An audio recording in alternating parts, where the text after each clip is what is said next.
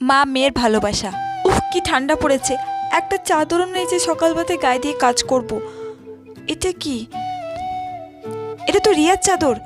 রিয়া তো বেলা করে ঘুম থেকে ওঠে। আমি বরং চাদরটা গায়ে দিয়ে কাজগুলো সেরে ফেলি। সকালবেলাতে এই ঠান্ডাতে আমি আর পারছি না। যাই কাজগুলো করে নি।